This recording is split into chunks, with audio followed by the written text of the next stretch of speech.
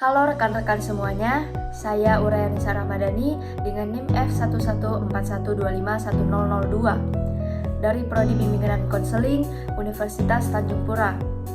Di video kali ini saya akan membahas salah satu masalah besar dalam pendidikan Indonesia, yaitu ketimpangan akses belajar. Masalah ketimpangan akses belajar ini membuat kesempatan belajar anak-anak di berbagai daerah itu tidak sama, dan hal tersebut dapat berdampak bagi masa depan mereka.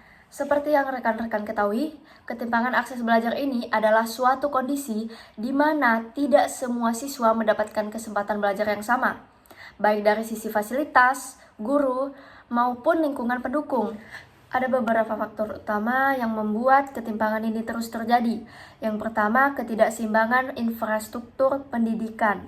Banyak sekolah di daerah terpencil tidak memiliki ruang kelas yang layak, akses listrik, fasilitas belajar, dan masih banyak lagi. Sehingga proses belajar siswa itu jadi terhambat. Kemudian yang kedua, ada distribusi guru yang tidak merata.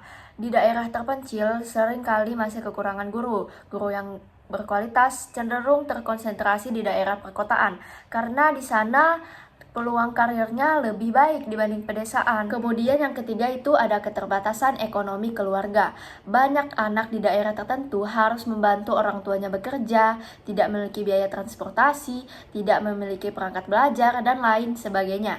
Akhirnya mereka absen atau bahkan putus sekolah. Nah, dari faktor-faktor ketimpangan akses belajar tersebut menyebabkan kesenjangan kualitas pendidikan dari satu daerah ke daerah lainnya. Hasilnya, anak-anak dari daerah kurang berkembang itu memiliki peluang kecil untuk melanjutkan pendidikan, bersaing di dunia kerja, dan meningkatkan taraf hidup. Nah, masalah ini akhirnya memperpanjang rantai ketidakadilan sosial. Untuk mengurangi ketimpangan tersebut, bisa diterapkan beberapa solusi nyata.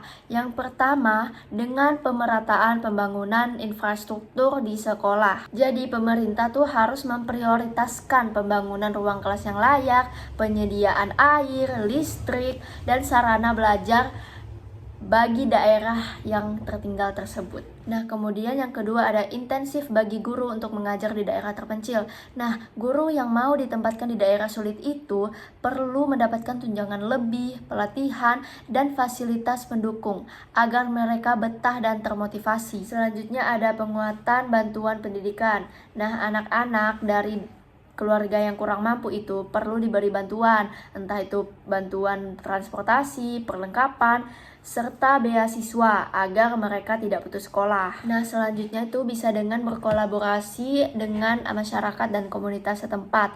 Bisa dengan membuat taman baca, kelas belajar gratis, dan juga penyediaan rumah internet desa agar siswa itu punya tempat belajar alternatif. Nah, ketimpangan akses belajar ini bukan hanya sekedar masalah pendidikan, tapi juga masalah masa depan bangsa. Bagi sebagian orang, pergi sekolah mungkin hal yang biasa, tetapi bagi sebagian anak yang terutama tinggal di daerah 3T, terdepan, tertinggal, dan terpencil, akses belajar masih sangat menjadi perjuangan. Untuk pergi sekolah pun ada yang harus berjalan kaki berjam-jam melewati sungai, hutan, jembatan, dan lain sebagainya. Ada sekolah yang memiliki atap yang bocor, ruang kelas yang lapuk, bahkan kekurangan meja sama kursi. Terus tuh wilayahnya juga tuh tidak memiliki sinyal internet, sehingga pembelajaran daring itu mustahil dilakukan. Nah, kondisi ini membuat kualitas pembelajaran menjadi sangat berbeda antar wilayah, sehingga anak-anak yang memiliki potensi yang sama bisa memiliki hasil belajar yang sangat berbeda hanya karena tempat tinggal mereka. Nah, dengan kerja bersama pemerintah, sekolah, guru, keluarga, serta masyarakat, kita bisa menciptakan pendidikan yang lebih adil untuk semua anak Indonesia. Baik, cukup sekian video yang saya buat ini. Terima kasih sudah menonton. Semoga yang saya sampaikan ini bisa bermanfaat buat rekan-rekan semuanya. Bye-bye.